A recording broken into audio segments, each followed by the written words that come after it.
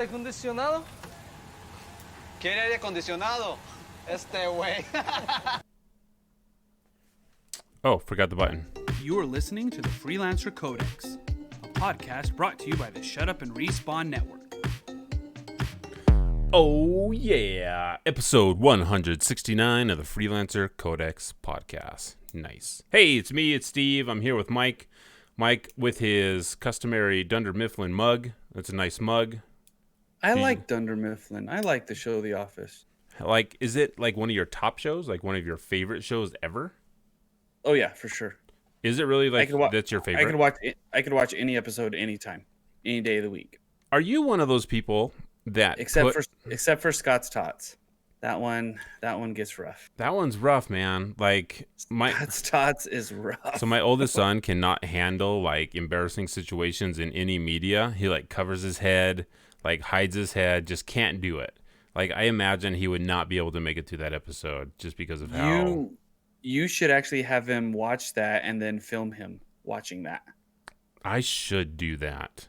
That would be kind of awesome because man, that one is rough. Dinner Party, best Dinner Party is the best TV on the planet. Think so? Do you think Office is better than Seinfeld? I think it's different. I don't think you can compare those two.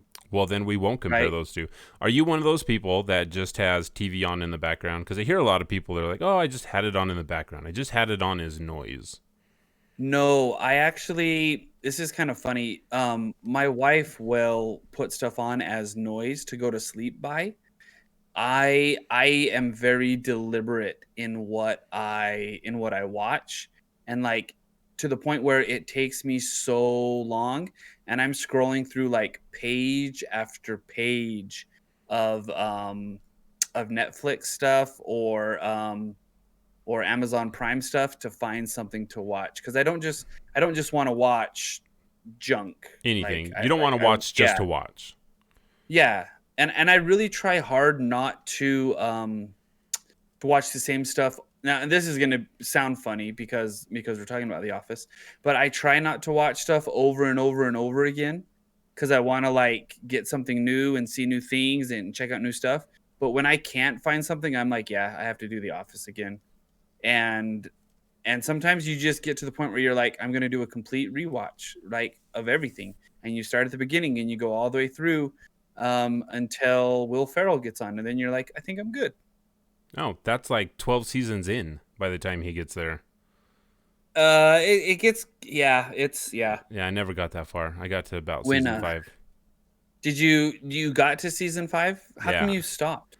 I'm not sure why we stopped, but we stopped and then we just never went back. So I'm not exactly sure why. Yeah, that is kind of weird because it's at least worth watching up until when Michael leaves. Yeah. I had a question and then you blew past the question. So now I'm trying to remember the question. But anyway, I guess it wasn't that important. What was the question about? I don't remember. No, it is important. What was the question about? I guess it wasn't that important. I will have to think of it. It'll probably come to me while we're talking, and then I'll be like, oh, I remember the question. Welcome, everyone. Was it about The Office? No, I don't think it was about The Office. It's probably about something different. But this is episode 169, where Mike and I talk about a bunch of weird stuff, because that's what we do right now. We talk about a bunch of weird stuff, because life has been busy. Today is April the 21st. Which is a cool date. That means tax day has passed. So if you did not file for an extension on your taxes, do that. Hate taxes. Hate them. Got screwed over again on my taxes. Don't like it. Anyway.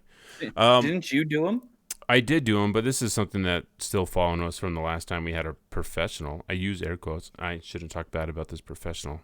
They probably don't listen anyway. But anyway. Everybody listens. Everyone listens all the time. But hey, you know what? That government's going to get their money. So. This is episode 169. We would like to thank our patrons who continue to support us. So we'll thank Julius, Nathan B, Michael R, Trent B, Manon Still, Scout69, Dragonheart76, Jeffrey H, The Gameplay Experience, RZ, and Phaedron. Thank you so much for your continued support of this dumb show that Mike and I do, because we don't really know what the show is anymore. It seems like it's morphed into something that we're just kind of like, we don't know what it is yet. We got to figure it out. Until we figure it out, we're just going to jump on here. We're going to talk about some stuff. We're going to talk about some Marvel content because Mike and I both like Marvel content. A lot of people do. It's kind of the thing people are talking about right now is what's happening in the Marvel world. I know a lot of DC fans are like, hey, we have stuff to talk about, but I don't know. Snyder Cut just wasn't that good. I'm going to have to say that. Just was not a fan of the Snyder Cut. So it was just too long. I think the problem with Warner Brothers, not Warner Brothers, I said Warner Brothers. The problem with DC is I think they're just trying to go too dark, right? Everybody's trying to be that anti-hero type thing. And I'm like, I don't think it's working for you, guy. No, not when you try to do it to Superman. Like, it's Superman. Like, you can make interesting Superman movies. You really can. But if you're like, what if he didn't want to be a hero? Then you're like, I don't know, just make a different hero. Like, you can go watch The Boys on Amazon Prime. Like, Homelander is Superman, but bad. Like, we already have that. Like, just have Superman be Superman. I don't know. Anyway, so Rusted, what is up all the way from the land of the rising sun? We appreciate it. I think Rusted agrees that if you're going to have Superman, he should just be Superman. You don't have to make him Dark Superman. Because if you make him Dark Superman, like, Superman's really powerful. You can't just, like, beat Dark Superman with, he's really hard to defeat. So you either kill him or you brainwash him. I don't know. Anyway, that stuff's all been done. So, Mike, what have you been up to this week? Unfortunately, nothing. I'm so lame. You are lame. Like, why do we do this if you're lame? Why do we do this section where we talk about what we've been up to? I haven't been up to anything. I will tell everybody a few of the shows that I have found that I think are worth watching. First off it's on Amazon Prime. It is an episode in the series This Is Football, and it focuses on Lionel Messi. I think everybody should go check it out because Lionel Messi, he's for those who may not be aware, he is the greatest footballer in the world. And this documentary, docu-series, I guess is what it would be better called, just kind of talks about it, his upbringing, kind of what he went through. He has a little bit of an interesting history. Definitely not as traumatic as maybe one might think, because it seems like you find that the best player in sports anyway, it seems like the best players come from great adversity or tragedy. Not to say that his life was a cakewalk, his early upbringing, his early life, because it wasn't, because of where he grew up, but he had some health issues, lived in an interesting part of Argentina, and so had to rely on football to get him out. And I mean, it's just cool to watch. We're a soccer family in my home. He's my youngest son's favorite player. It's even if you don't like him, you still like him, kind of thing. He's like one of those players, like a Roger Federer or a Tom Brady, because of what he can do on a soccer pitch. So check that out. It's super good. I liked it a lot. Before you continue, Rusted in chat says he started dabbling in crypto. Rusted, what crypto do you start dabbling in? Because Mike and I just spoke for 20 minutes on the pre-show about cryptocurrencies and how we've been diving into them. So carry on, Mike, and then we'll touch base with Rusted as he chimes in. Well, that's awesome. You made me forget what I was going to say. You were talking about Lionel Messi.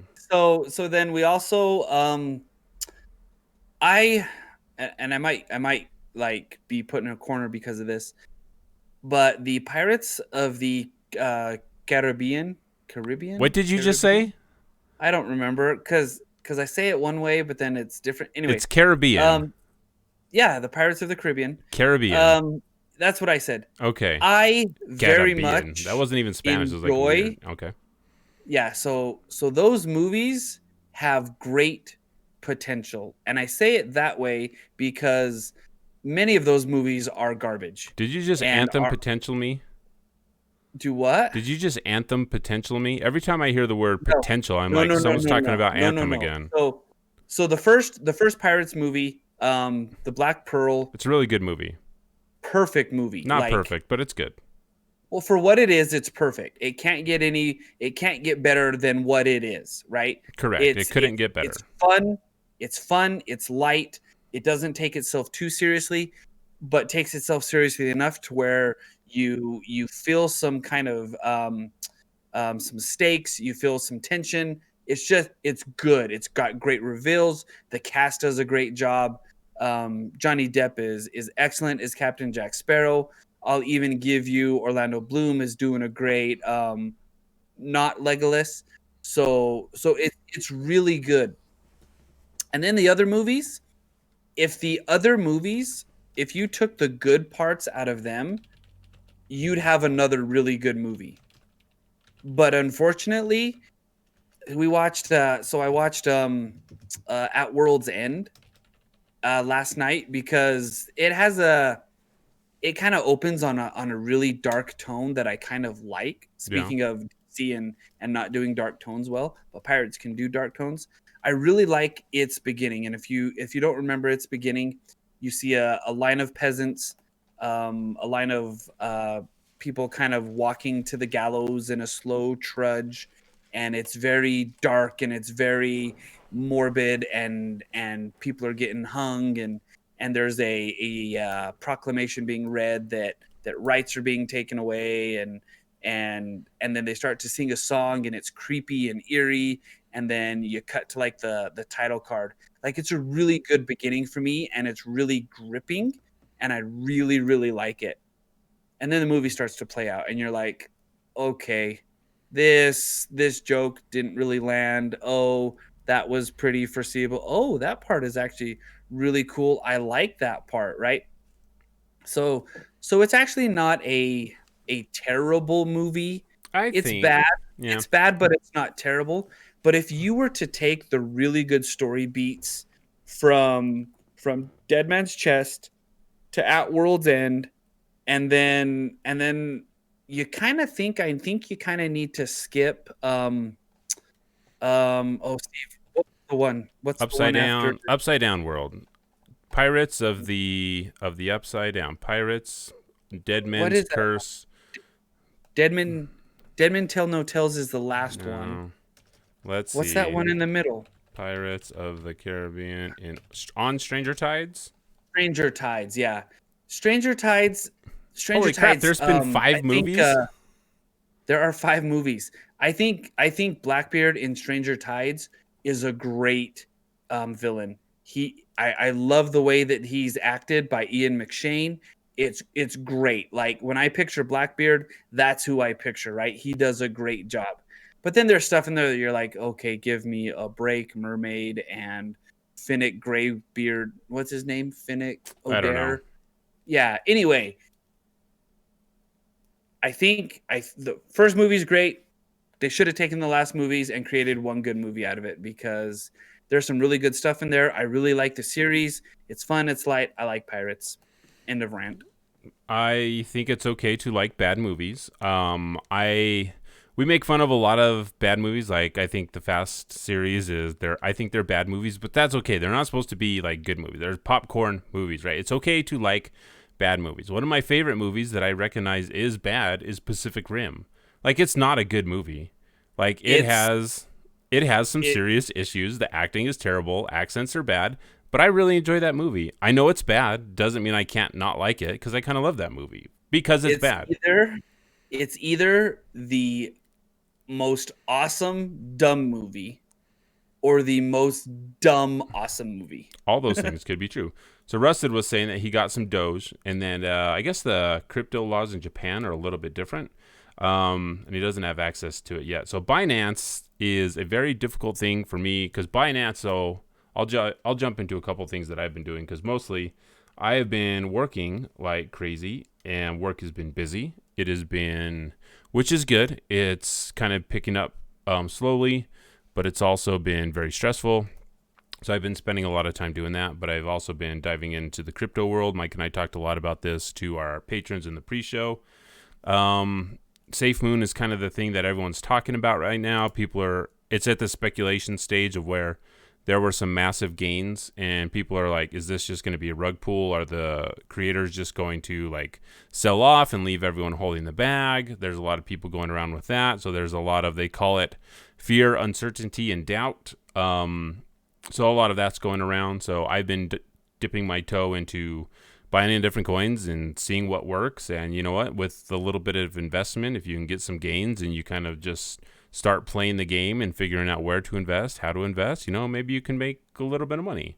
And like Rusted says, if you put it into a wallet and that wallet grows for the future for your kids to be able to go to college or buy a house or buy a car, and just give them kind of a leg up without them having to start out on their own. I mean, for a couple of cents, it's worth it. So, yeah. So that's kind of what I've been doing, and good luck, Rusted. And we can chat a little bit, and I can tell you what I found, and we can kind of share crypto stories. Because you know what? I think cryptocurrencies is still the wild, wild west out there. I don't know how it works. I don't know who makes a crypto coin. I don't know, like, if someone's like, hey, I've got this crypto, you want to sell it? If someone was like, hey, I've got oceanfront property in Arizona, be like, oh, okay, I think guess. you and I could make a crypto. Oh, it would probably be bad. We'd be like, I don't even know how to get this started. There's a wallet somewhere. Do I need to set up a wallet? So it would be weird. However we did it, Mike, What would we name it? Codex coin, coin. I don't know. Everyone's like into like moon, star, like galaxy stuff. We'd call it Galaxy Quest, the Galaxy Quest coin. We would actually call it Neptune Diamonds. It sounds like a weird, like, I don't know if that's a Bond girl name.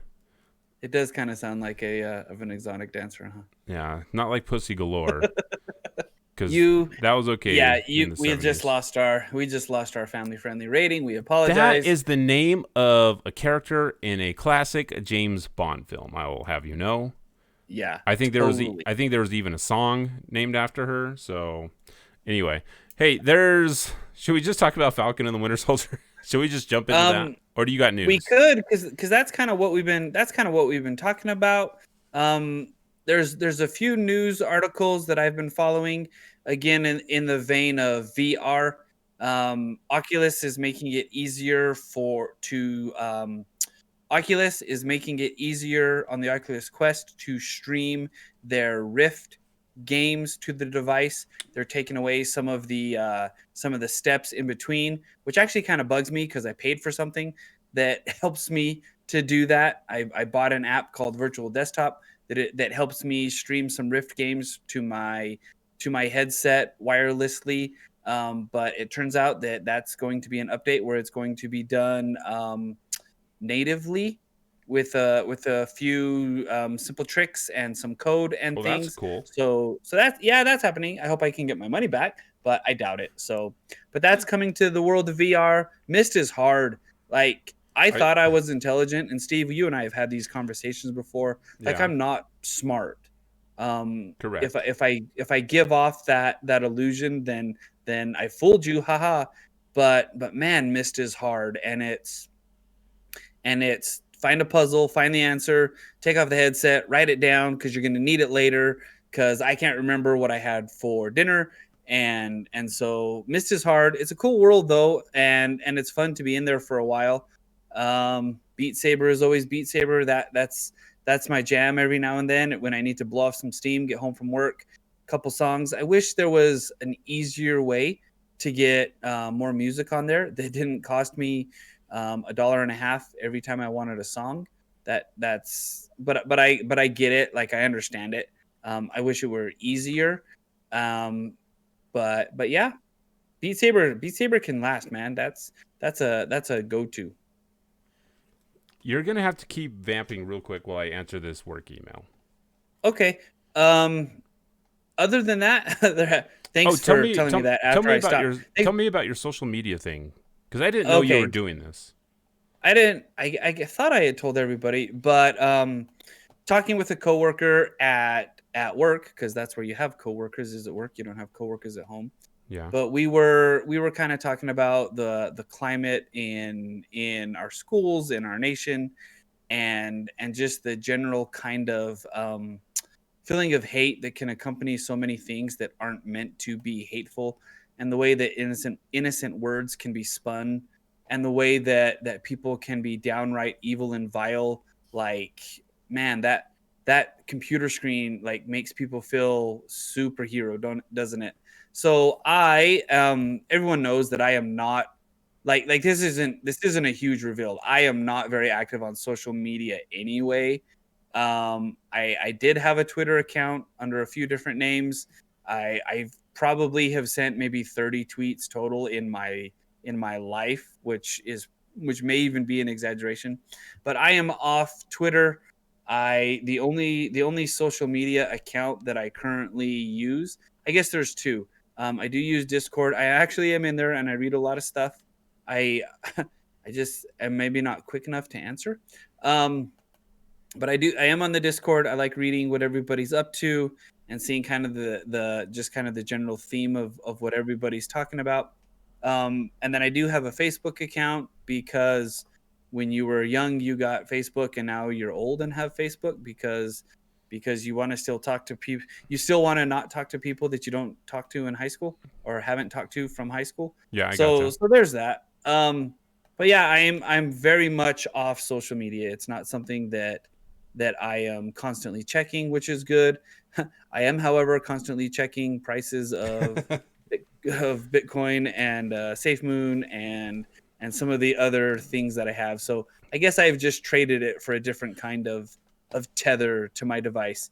It's actually funny that we're talking about this because I am trying to make a very conscious effort to limit screen time, but not only screen time for me, but screen time for my kiddos, because I think there's a great world out there that we need to be a part of and see. And even if we keep seeing the same stuff over and over and over again, I think it actually has some brain chemistry in there that kind of just opens your mind up to think. Like, it's a great time to think when you are seeing the same stuff over and over, because soccer season, you get to drive to the same soccer field. And for us, one of our practices is about 20 minutes away, because it's in a different town from us. And so that drive isn't a long drive, and it gets very rote, and it gets very routine, and it's a great time just to think, right? Just to have a conversation with the kiddos in the back seat. I get to take my nephew out there, which is super fun, and we get to talk about things. I don't usually get to talk to him and hear his perspective on school and things that he's doing. And he got to tell me about some wood burning that he's doing in shop, and I thought that was really, really cool. And it's just fun to just talk and be around people and not really have to rely on a device to quote unquote entertain, because you can find entertainment anywhere, right? And just looking outside and talking to people. So that is helping me and helping my kiddos. I think it's important. But yeah, I'm off social media. So one thing that I did, sorry, while I answer this, and I'm like, why are you even sending me this email right now? It is late. Like, you should not be sending me this email right now. But you know how it goes, Mike. I do know how it goes. Sometimes you have to answer the emails. So one thing that I've done, because I also have been on like checking balances and being like, oh crap, what's this? What's going on here? Like, I put limits on my apps because nice. that would keep me from checking them all the time. Because it does get sorry. It can totally weigh you down, and it can totally take all your time watching it, right? And It really can. Because really, when you're in it and you start see that dollar sign kind of go up and up and up, you're like, yeah, I want to be a part of it. I don't want to miss it, kind of thing. So there's that FOMO that everybody kind of worries and wonders about, which I'm okay with. Like you kind of want to know what's going on. But yeah, it can get overwhelming if you don't. It can get overwhelming if you let it. So be smart out there, be safe, right? Moderation in all things. Excuse me, I'm choking. It's funny that everything we talk about kind of takes us back to our origins of being when we started this three and a half, almost 4 years ago, talking about Anthem. One of the things that we kept saying over and over again was like balance, right? Like, you have to have a good story balance, you have to have good mechanic balance, you have to have a good weapons balance. Like, it can't just be all shoot 'em up, go go go go go. There's got to be some story driven elements. And there's got to be balance, and just like in life, like, there has to be balance. There's a time to plug into the device, there's a time to unplug the device and unplug yourself from it and play soccer or go for a run or go jogging. So and like especially after what we've gone through in this year of all years, like, take care of yourself, people. I cannot stress that enough. And like, I guess as far as a weekly PSA, Like if you're feeling down, if you're feeling bad, if you need to talk to someone, there are people who are trained. There are people who want to listen. There are people who will scream and cry and yell with you if that's what you need. Please consider those options if you feel your mental health struggling or slipping or sliding. Find something that you enjoy doing and do that thing as long as it's healthy, as long as it's not going to hurt you or others. Do that activity and just take care of yourself. And you know what, sometimes even checking on someone else who you think is struggling, even if you're struggling, is a pretty good way to kind of get out of the doldrums. Because there's definitely some benefit in giving service to others. And so please consider that versus some of the other alternatives that too many of our school age students here in our school district have resorted to. It's sad when you hear of that stuff. So please reach out. Please know that there are people who are trained who want to help, and don't try to do it on your own. All right. On that note, we'll dive into Falcon and the Winter Soldier for this week. Rule number 2. What was rule number 2? Nobody gets hurt. It's a big one. Then why isn't there rule number 1? I always wanted to be an Avenger. Oh man, it's a dream come true, you know? We need someone to inspire us again. Someone who can be a symbol for all of us. We need new heroes. All right, speaking of new heroes, we are on episode 5. This is the penultimate episode for Falcon and the Winter Soldier. It seems like it's taken us a really long time to get here, but also it seems like not much has happened in Falcon and the Winter Soldier. So we last left Bucky and Sam. John Walker, he killed one of the Flag Smashers after Carly, the Flag Smasher leader, still debating. Well, it's not really a debate. Flag Smashers is a bad guy name. Because you can't smash fabric. That's also hard to say. So anyway, after that happened, we know that the whole world was watching because everyone was recording this. Everyone saw it happen. There's no dispute that John Walker kind of lost it, and he killed this super soldier with a shield. I wonder how long that guy was a super soldier, because like John Walker, he's a tough guy, took the serum, had only had it for about 8 hours. I mean, when we saw Steve Rogers running around, he was like running into walls, unable to really control his powers. Anyway, but also he was skinny, but he was in boot camp. I don't know. So John is running from the cameras. He's like, I got to get out of here. Bucky and Sam are like, not on our watch. So they find him and they fight over the shield. I found it really interesting that they found him like that quick. I'm like, did he even like try to hide, or like was the warehouse that he ran to just right across the street? I mean, they were right there. So they were at the same circle. So they probably just followed him while he was running. And they're like, I guess we'll just follow this guy. So he runs in. And they have a fight over the shield, right? So they're like fighting over the shield. You gotta give me the shield, man. And Sam's like, yo. And John's like, oh, you just want the shield. Because at this point, we know John is off the reservation. Am I allowed to say that? We lived on the reservation, so I'm totally allowed to say off the reservation, right? I mean, we're on the reservation now, so I think it's okay. I think he's off the rails. Can we just say he's off the res? I think it's okay if we say that, because I mean we live there. We grew up on the res. We're like, I'm just not gonna say it then, because you know what? Whatever. So he's off the rails. If he was a train, he would be off of the rails if that train crossed the reservation. And there are some trains that cross the reservation. All right. So my question, Mike, there's been a couple of people, or not a couple of people. There's been this whole faction on the internet that's like, hey, John Walker is just misunderstood and he's a good guy. Like, did you ever, any point in this show, were you like, oh, John Walker is going to be a good guy? No, and I don't think that we were meant to. And those people who say that are not intelligent. Okay, moving on.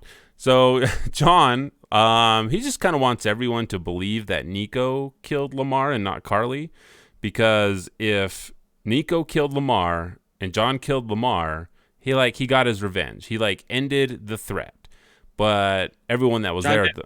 No, if John killed Lamar, no wait, because John didn't kill Lamar.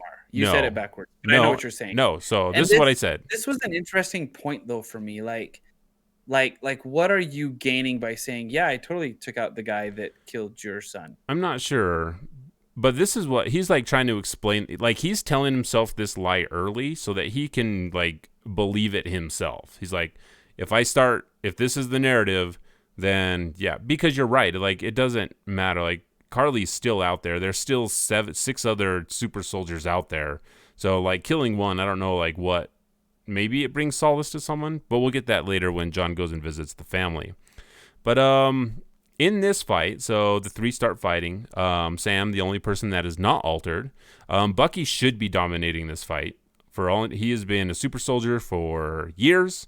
He's had a lot of practice. He has fought a lot of people. John just kind of brand new at this whole thing, brand new at throwing the shield around.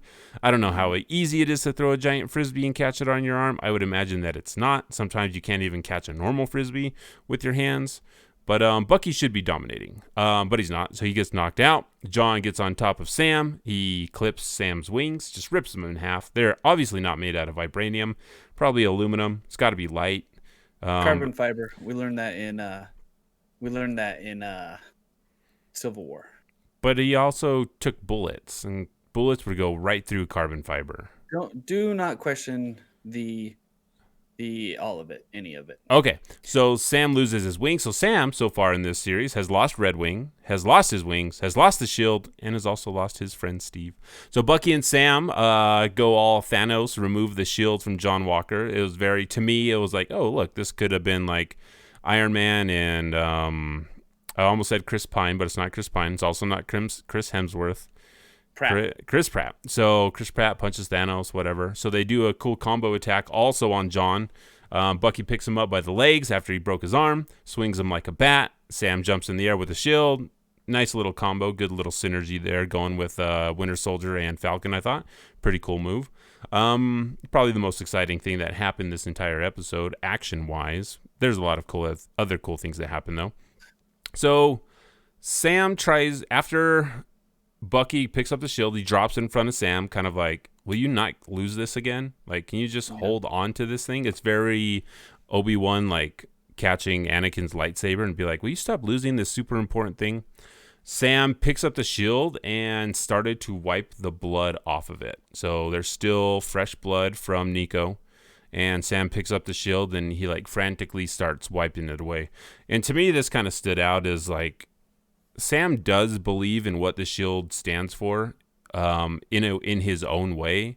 And like having the blood, having someone else, John Walker, use it to kill someone, like he's not okay with that. So him like wiping the blood off is kind of him trying to clean the now stained image of the shield, of what it means to him anyway. I don't think Sam really cares what it means to anyone else, but I just thought it was an interesting, it was very symbolic to me that he was trying to wipe away the sins of the shield in a way. That's kind of how I read it. I'm probably the only one that read it that way, but most likely. So what did you think overall of this fight? I mean, this is like... I was kind of annoyed by this fight because of what we talked about when we were getting pre-show together. Like this shouldn't have even been a thing. Bucky should have walked over, taken the shield. And I wish I made the analogy to I think it was Born Legacy. In Born Legacy, there's a group of people. They're organizing like a street boxing fight match thing that people do because movies. But anyway, right, so you see this big guy. He's pretty swollen. He's getting ready to fight somebody. You see Jason Bourne kind of wrapping up his hands and getting ready for a fight. He walks into the ring and like with one punch just puts the guy down because Jason Bourne, right? Yeah. And in some instances, you're like, oh, seriously, that's it. In this one, I think it would have worked so much better. Bucky should have walked up to John, punched him with his metal arm, taken the shield and been done with it. For me, that would have been a better payoff. The choreography was decent. It was an okay fight scene. You got to see some flippy spinny. But in this case, like Bucky has so much pent up anger, hostility, aggression, I told you so, comeuppance, like that I think would have landed better than having to physically take it from than having to physically take it from John. Yeah, I wonder if we're gonna. Because the shield wasn't, and again, like he didn't earn it. He didn't earn the shield, right? So he shouldn't have been able, metaphorically, metaphysically, whatever, to put up that big of a fight against it. For me, it would have driven the point home harder if Bucky would have come in and just like had his moment, like, this is my buddy's shield, you can't have it. He gave it to this guy. Don't lose this. Like I'm tired of saying it. Like, I've cleaned this room already. Keep your room clean.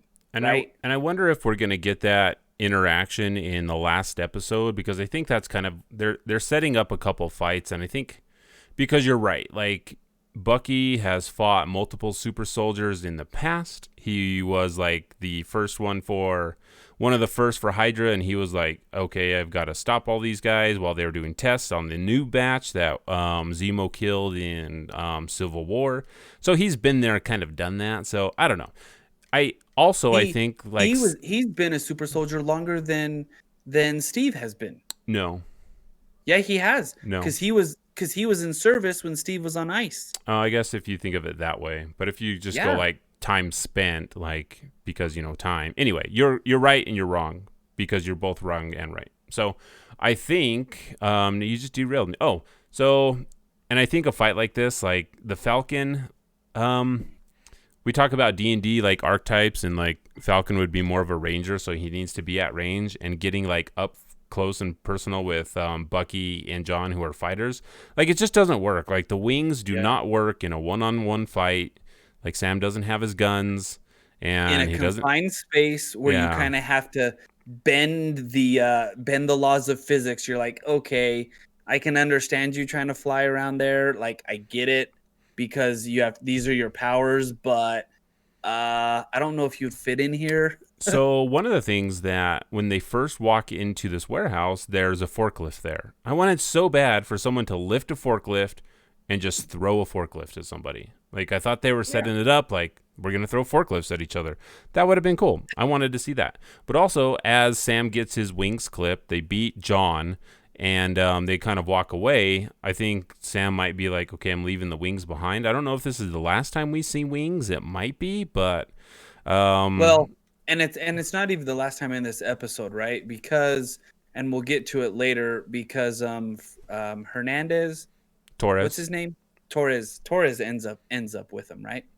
Yeah, well, the broken version that I'm sure he can fix. All right, so he can fix, and that's what I took, that he's gonna be the new Falcon now. Like, that's the passing of the wings, as it were. And I guess, like, I don't.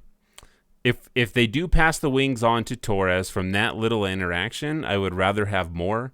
Like, Sam got. Because even Sam had a better introduction to becoming the Falcon in Winter Soldier than Torres just being like, hey, I'm a pilot. And Sam's like, yeah, I guess you can have him because we had a conversation that one time. Like, maybe they just haven't shown enough. But, I mean, I think Sam, when they developed his character in Winter Soldier, it was done well. It was done quickly.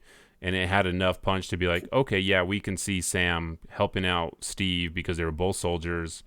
And even Torres and Sam are both soldiers, but I don't know, maybe we need a little bit more. Maybe we'll get something else in the future where it's like, okay, he could be a hero. Because otherwise, I mean, we've just seen Torres fly around and carry a clipboard. He did get beat up that one time. He got beat up. Yeah. Anyway, got his face smashed in by the Face Smashers. Yeah, Flag Smasher. Sorry. Face Smashers that would even be a better name. The Face Smashers. We're going to smash your face. So Carly's in the wind, and Bucky goes to find Zemo, and Torres shows up, and he gives him the leftover wings. What's our next steps, Torres? Captain America killing a foreign national in public, it's kind of like a big deal, like international incident big. Folks higher up in payroll are all over it now. So unfortunately, they're taking jurisdiction. Yeah, so Sam and Bucky get sidelined. There's nothing for them to do. So Sam like, all right, I guess I'll go home. And Bucky's going to go to Sokovia because we haven't gone to Sokovia. They really want us to believe that the Flag Smashers are a big threat. So far, I'm just not buying it from what we've been shown. We need more. We need more. They're either not doing a good job telling us and not showing us, or they're not doing a good job of showing us and not telling us. One of those others is just whatever. So we cut to this hearing, right? And John is stripped of all his titles and benefits. He lashes out. He's able to disrespect every facet of the court and country as he's able to walk away without going to jail after killing someone, which is, we can say that's, I've got a clip here. And if you continue to demean and denigrate the priorities and dignity of this council, you will spend the rest of your life in the U.S. disciplinary barracks. Consider yourself extremely fortunate, Mr. Walker, and return the shield to us with expedience. Yeah, so as we juxtapose Isaiah, who went to help his brothers from getting destroyed by the government and getting thrown in jail for 30 years, to John Walker of killing a national, and then just kind of getting off without being Captain America anymore and holding office. So because of your record. Yeah, so yeah, that sucks. But also it's like, we've had... trying to think of another instance where like people have, so when the Avengers were in that one place in the beginning of Civil War, and like there were all those like Lagos. Yeah, so Crossbones was there, him with his team. I'm like, some of those people probably died. Like I'm pretty sure like ScarJo was in a bus when a grenade blew up. That person probably died. Like two people were in there. Yeah, so I'm not sure like how that works, like why this person's death is. Anyway, just a weird thing to think about. Anyway, so then we get... because plot and story and... Yeah. Right? But anyway, this was bad. He rage killed this person when like he had his hands up, he was defeated, and then he just repeatedly smashed him with the shield smashers. So then we get an introduction of a new character, which is probably going to be important to the MCU, which is odd because it happens in the second to last episode of a season, of a series. And when we talk about things happening kind of late, it's kind of late to introduce a brand new character. And then I always remember like when you're like, hey, we're not really watching Falcon and the Winter Soldier. We're watching the setup to the next thing. It just made me think of that. Valentina Allegra de Fontaine. Actually, it's Contessa Valentina Allegra de Fontaine. I know it's hard, but I don't like to repeat myself. So you can just call me Val. But don't call me Val. Just keep it in your head. This reminded me of, you remember from the Animaniacs when Dot would always say her name and she had a really long name? That thing instantly popped into my mind when she started talking. So she hands him the card and says, hey, I'll call you later. And I don't know if this is like for next episode or if this is like for a future thing that's going to happen. Like, what's this setting up for? I don't know if Elaine is going to like join us in the last episode. It just seems very late to be introducing new characters. Personally, I think she's a MacGuffin. A placeholder for the power broker, who I'm pretty convinced Sharon is the power broker. Okay. And I think it was just, hey, Julia Louis-Dreyfus is in town for the weekend. Let's have her come shoot a quick scene. Like I didn't. It feels so out of place. Yeah. So there you go. Because it's the last, because what do you do with that character in the next? Yeah. I don't know. We'll figure out something. So we cut to the Flag Weavers, all right? The Flag Weavers are going to decide to do something big instead of actually helping people, They stole a lot of money. They could have given that money. They could just go out, rob more banks, take that money, and give it all to those people. Okay, so if you're a Flag Smasher, you're Carly. Before the blip, I assume she had a house. She had a home, right? So this is one thing that I was thinking about to myself, Steve. Like let's think about that. If she had a home before the blip, then she wouldn't be worried about being displaced, right? Because she still has a home during the blip. Unless she wanted an upgrade. Exactly.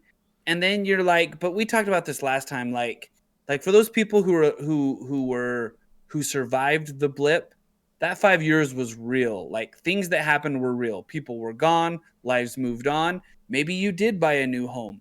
Those people that came back instantly to, 2 seconds later for them.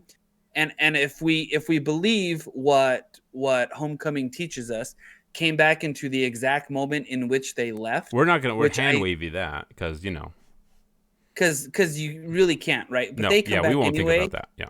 they definitely on a whirlwind. Hey, I was just here. Now this is all different. What's going on? Oh, your house actually ended up being sold because because that's what banks do, and you don't live there anymore, right? So I don't know, man. Like, yeah, I don't know. I just figured she I could go forgot back. what I was gonna say. She could go back to her house that she had before she left. Unless people are like, we need to come together into these small groups because 50% of us are gone, so we need to leave this behind. Anyway, so as we were talking to the flag weavers, like, I don't think any of the other super soldiers are on board with what Carly is doing.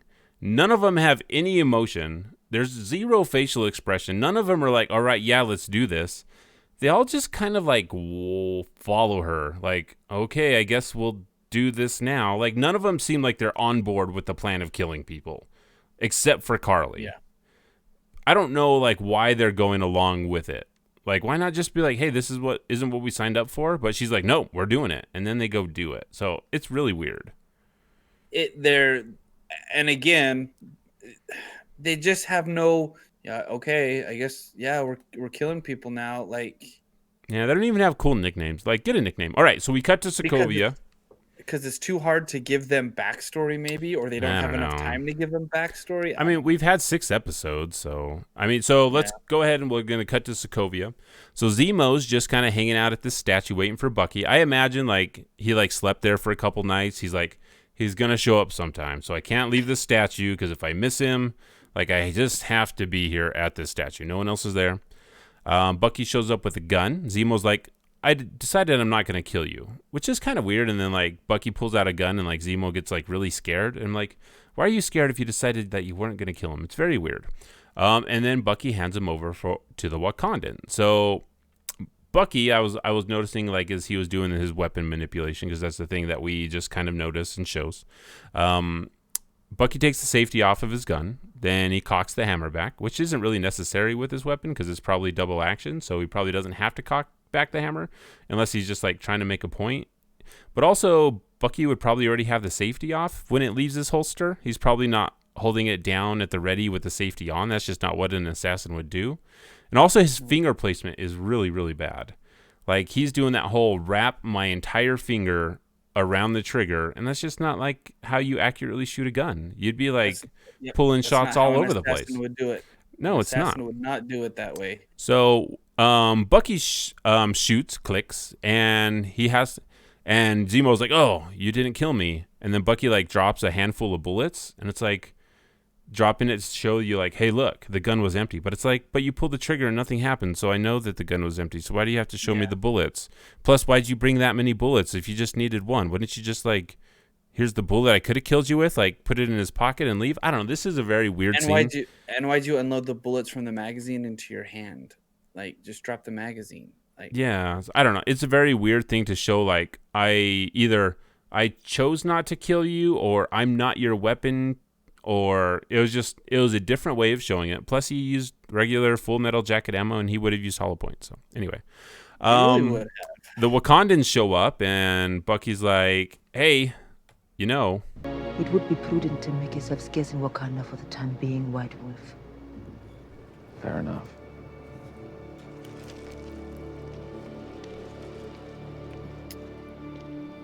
Hey.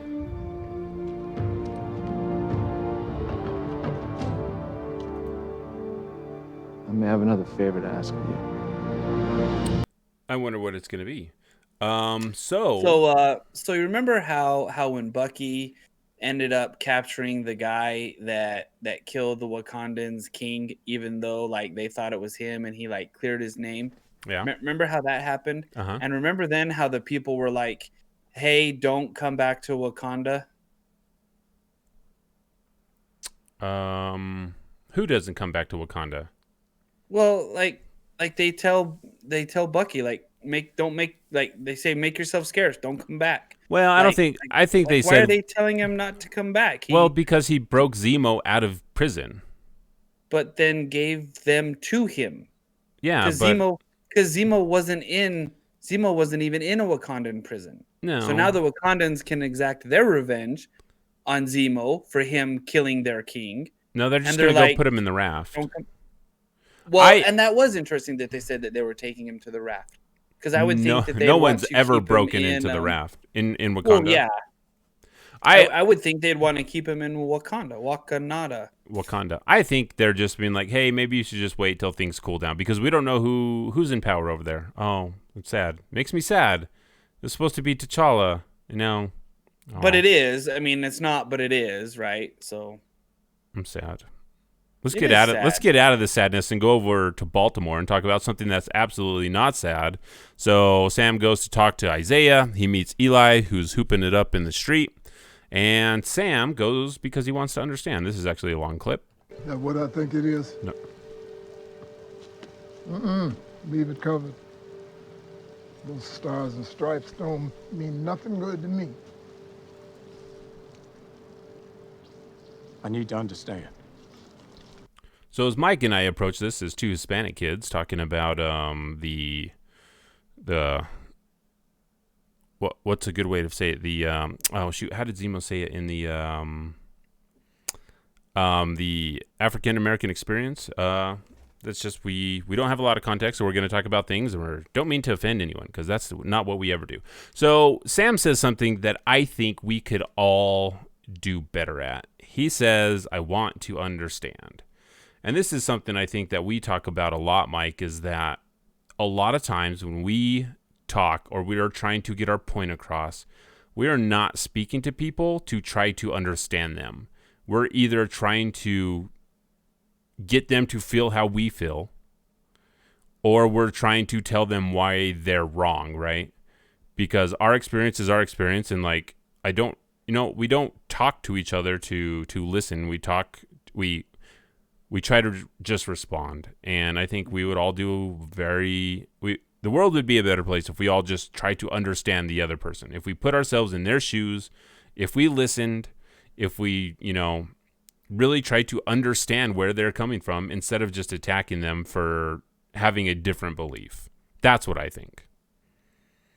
It's not a bad thing to think. It's actually very good. It's learning to listen with empathy. It's learning to connect on those things that you can connect on. It's understanding that I've talked about it before, but it's this sense of duality, right? I know what I'm going through, and if I have this surging desire to be right, I need to understand that other people have that desire also. We are not so different in that human genome, in that makeup, that people want to be heard. I want to be heard. The person that I'm talking to wants to be heard. I want to be understood clearly. So I must infer that person wants to be understood clearly also. And it's super hard for people to listen to someone without finding those 3 or 4 words, when strung together, create this talking point that I can then combat you on and tell you how wrong you are in everything. Right. And that's what's happening. And again, this is that social message that has been throughout the entire series. Call it social, call it political, call it slanted, call it, whatever it is you want to call it. It's still a thing, right? Like people want to be heard, and you at least ought to hear people out. That doesn't mean you have to agree, but you need to do your best to understand as best you can what people are going through. If you want to have civil dialogue, if you just want to fight and yell and complain and moan, then I guess we can just keep doing what we've been doing. Yeah, and I think Sam does a good example of what you just lined out. Is he went there wanting to understand. So Sam and Isaiah, both black. I think Isaiah kind of like expects him. Well, he even tells him, he's like, you're just naive. Like every black person understands this. And I think he's like, I mean, the stuff that happened to Isaiah, like, sucks. And like, yeah, like 100%, I understand how he would get to the point where he's like, that doesn't mean anything to me because this is what my experience was. And Sam goes in like wanting to understand that, but also still like having his own his own experience, which is different from Isaiah's. And even Well, though it seems like Isaiah could also do a little bit better in like listening to what Sam's point of view is. Like Sam had a different point of view. Maybe I can understand what he did there, so.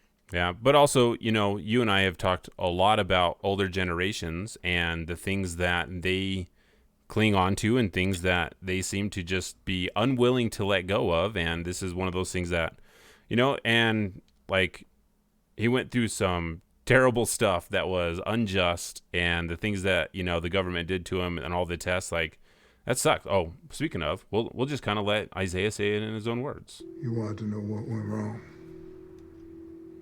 A handful of us got shot up with different versions of that serum. But they don't tell us what it is. They tell us it's tetanus. They sent us on missions, even though the others weren't stable. Some of us started dying off. Then a couple of the boys get captured on a mission. I heard the brass talking about blowing the POW camp to hell to hide the evidence. But those are my men, my brothers, not evidence. So I bust out of the facility one night, and I brought them boys back. Not that it made a damn bit of difference. It wasn't long before it was only me left. And what did I get for saving their lives?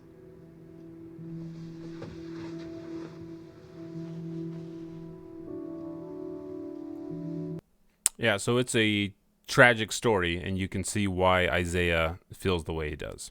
But it's also, we talked about the nurse that helped Isaiah, and, one thing Mr. Rogers always said is you look for the helpers. So when you see people do good, I mean, even if this was like, someone in an impossible situation where they wanted to do good and weren't able to because of power dynamics at the time, like the nurse helped and got him out. And gave Isaiah all the letters that his wife wrote to him. Unfortunately, she passed before he got out. So Isaiah shares some pretty harsh words to Sam before he leaves. They will never let a black man be Captain America.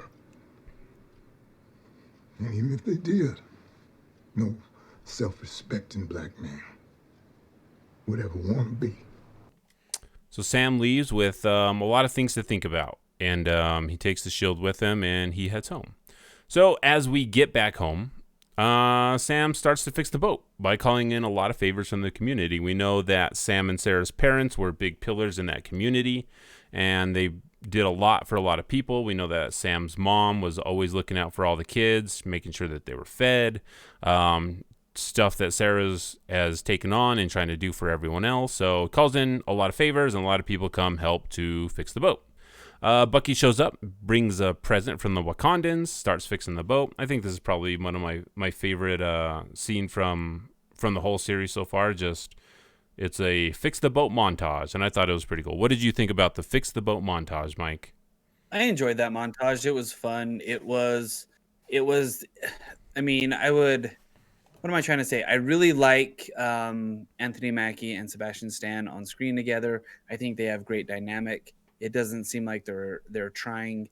It doesn't seem like they're struggling to be charismatic on screen together. I really enjoy it. It's cool to see the boat, the quippy kind of back and forth, the flirting with the sister. Like that was fun. It seemed like that montage could have been earlier in this series, but we get it now. So it was good. I enjoyed it. Yeah, it does seem like there's some weird pacing or the way it was edited together, because you're right. Like, it feels like this should have been like much, much earlier when they were talking about the boat in the first place. But also, did Sebastian Stan give you kind of like a Ben Affleck vibe? Just like the way he was standing, the way he was acting? For some reason, it reminded me of Ben Affleck. I'm not sure why. No, not me. All right, so we cut to John talking to Lamar's folks, and John lies to Lamar's parents, tells them that he killed the person that killed their son. His sister isn't having any of it. Like, that was the big standout for me in this scene, that his sister just does not believe anything that John's saying. I don't know if she's just like very intuitive or has like, you know, other things that have happened in the past that she's just like, I don't believe this guy. So then John's like, still has this, I got to go find this person. All right. So we cut to Sharon. She's in a very nice place. She's got some artwork around there because artwork is the new money over in Hightown, Lowtown. And Something like that. Sharon says that she's talking to Batroc on the phone. I know this because on the subtitles it says she is. Apparently she got him out of prison, and she hires the French Leaper for another job. Is this suggesting even more that she's the power broker, that she has that kind of pull? I think so. I think this is one of the things that solidified it for me. Like yeah, she's doing this, but then also to what end? I don't think that that Batroc, although he could have been, I think a really more centralized character, a better villain than Zemo. I think. I think he's just a plot device. Yeah. And so her breaking him out and like, go here, because we find out where he goes and you're like, okay, he's here, which then raises more questions for us, right? Yeah. So, and we'll talk a little bit more about that in a second. So we cut over to the Wilsons, and the boys are playing with the shield. Bucky helps Sam and Sarah. And let's see. So they're trying to fix the boat. Then Sarah's like, hey, what are you guys doing? And then Sarah's like, where's the button? What do you mean, no? You didn't even look. I didn't have to. Hi, Sarah. I told you specifically that the water pump was not the problem, and yet here you are. Yep, Samuel. In our defense, we were supposed to be done long before you woke up. I don't come up to this guy to tell you how to barrel roll or whatever, so don't come down here and start messing around with things you clearly don't understand. Wow. Bye. Wow. Off. Thank you, gentlemen. Appreciate you. Love you, bro. All right, so then they start a training montage. We dig on the training montage. So Sam and Bucky go and play catch with the shield. At this point, they're doing a really good job catching the shield. Like, they looks like they're down with it. They can bounce it off of these padded trees, catch it. Bucky apologizes to Sam. The legacy of that shield is complicated, to say the least. When Steve told me what he was planning, I don't think either of us really understood what it felt like for a black man to be handed the shield. How could we? How are you an apology? I think this is part of Bucky making amends on a lot of people on the list, apologizing to Sam. And then I think Sam says something that he's starting to believe himself. And this might be a surprise, but it doesn't matter what Steve thought.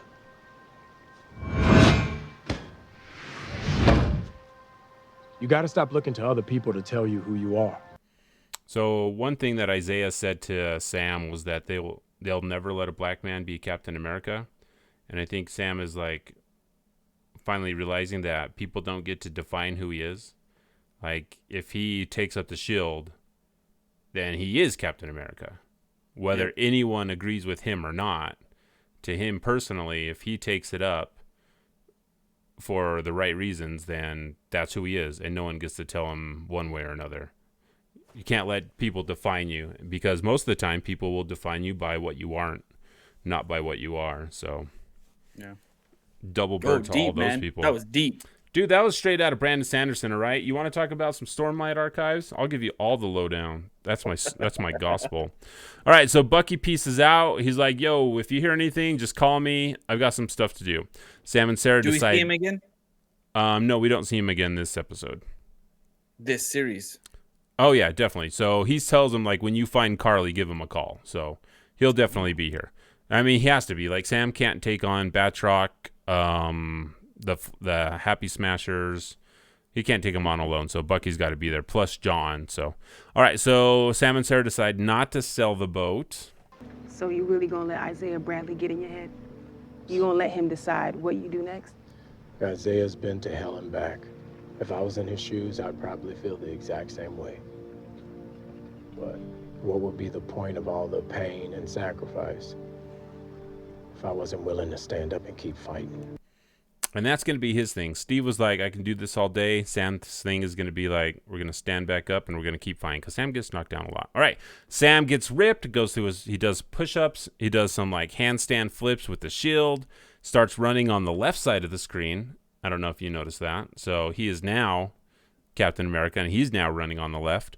And he's now on the left. Yeah. So we cut to some park or whatever, everyone's like looking for these flag smashers. They're just chilling in a park. No one's got CCTV, cameras all over the place. There's no cell phones, no drones like circling this very important event that's going to happen. So they're just hanging out.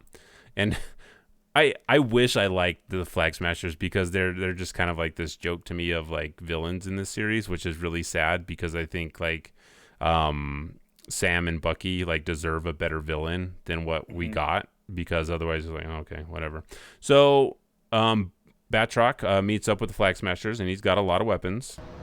Come on. So we're working with criminals now. Haven't you heard? We are criminals. George gets his payback, and we get a killer. It's a bargain on both sides. So, Carly had mentioned that she had lost a lot of people previously. But for some reason, like, losing Nico's like, okay, we have to get revenge for this one. But they've talked about, like, there are so many people we lost that we can't count them. So it's just, they're just not good villains. They're not well written. And they're just kind of there. And even, like, the guys are like, oh, now we're working with criminals. They, like, have no idea what the plan is. Carly's not telling them. Carly's like, check it out. Flag Smasher, go. And a bunch of people that happen to be in the park are like, hey, I've got that app. And you know what? A lot of these people are going to die. She doesn't care about them. She's not going to go for revenge for, like, these people that are just walking up, that were just, like, hanging out at the park having a sandwich. Like, she doesn't care. So it's just, like, weird stuff like that. It's like, look how crazy the Flag Smashers are. Because, look. And instead, the whole entirety of the other series, there's only been 8 of them. And she's, like, sacrificed most of them. Like, one dude, like, ran at a bunch of cars and guns. Like, you don't waste your supers. Anyway, that's all just bad. She doesn't care about those people. Sam and Taurus figure out where Carly's going to be. The GRC vote gets shut down because if votes get shut down, then, nothing happens. It's definitely the last time that'll happen. That's just how you shut votes down. Sam opens up his box from the Wakandans. It's going to be his costume. We don't get to see it. And then in our post-credit scene, John starts welding his own shield. I don't know if anyone knows much about welding or steel or how heavy thick steel is, but it's going to be an incredibly heavy shield that he is welding together. Captain America's shield is made out of vibranium, extremely light. This one is going to be extremely heavy. So good luck throwing that around, I guess. I don't know how they're going to like spin that to be like, oh, his shield can do the exact same thing when that dude like made it with some spray paint and like a welding with some welding equipment that he found in the backyard. But we'll just kind of have to see how that goes. This is totally going to work. Yeah, this will totally not fail. So my big thing, this is my prediction for the next show. So we have a couple of villains that we have. So we have the Leaper. We've got the Flag Smashers. I think there's 6 of them. And then we have John Walker as the villains. So I don't think John Walker's going away. Well, we've also got the Power Broker. We have the Power Broker, but we don't know if the Power Broker is like even going to be a thing to where. So we and for hero wise, we have Sam and we have Bucky. Like I don't think the Wakandans are going to come back to help out. They kind of have their prize and they left. I think there's going to be a big showdown between Sam and the Leaper. That's going to be set up as a big thing. I think John and Bucky go after it, but after Bucky stealing the shield, I don't know. Like I don't think Bucky has any more beef with John now that he has the shield back. But then we have this Flag Smashers that just want to stop the vote and are okay with other people getting killed. So I don't know exactly like. Does War Machine make an appearance? No, unfortunately, I think like if he was going to, he would have already. So I don't think that's going to happen. I don't think there's any other big reveals other than all right, like because now what's going to happen? There's going to be a hostage situation in the tower. And then it just gets resolved, I guess. Maybe hostage in the tower. Oh, yeah, because they're voting tower? Yeah. So does Carly die? Yes. So you think Carly dies? Does John Walker die? Does he die? He's super. He's got the serum. Does he die? Yes. Mm. Carly dies. He dies. Batroc is arrested. I don't know. I don't know if Carly dies. No, I don't think she does. I don't. She probably doesn't. She probably gets relocated. Yeah, and she probably like Sam probably is like, hey, you can help all these people, and they're like, oh, we'll pardon you if you help all these people. Probably something stupid like that's gonna happen. So it'll be interesting to see like how it's all resolved because, hey, we've got one more episode and then that's it, and then then I don't know, and then we wait for some movie or some other show to come out, I guess. So we'll see how it goes. What does then. come out next? Isn't Loki up next? Loki would be up next. I think we get Black Widow first. And then we get Loki. Loki starts 6/11. So, yeah, in a couple months. So, anyway. So, yeah, that's episode 5 of Falcon and the Winter Soldier. And a couple days, we have the finale, and we'll see how that goes. So, thank you, everyone, for hanging out with us while we chat about a bunch of random stuff. We really appreciate it. Hopefully, you have a good day. Hopefully, you're out there making the world a better place. Hopefully, you are trying to understand the people that you argue with. That way we can actually have some dialogue and understand that, you know what, just because we're different doesn't mean we can't figure out how to live in a society together. But I know, I get it. There's some people you just would rather not be around, which I totally understand. So, yeah, until next time, we'll see you all later. I'll leave you with this message. Master combo! How about this message? Are you an idiot? So who wants to be an idiot? So here we are. Thank you. Bye-bye. Thank you for listening to the Freelancer Codex, a podcast brought to you by the Shut Up and Respawn Network. Follow us at Freelancer Codex on Twitter or Twitch. Send emails to freelancercodex@gmail.com or voice messages to anchor.fm/freelancercodex/message. We wish to thank all of our Patreons. We are grateful for you all. See you, Twitch. Bye.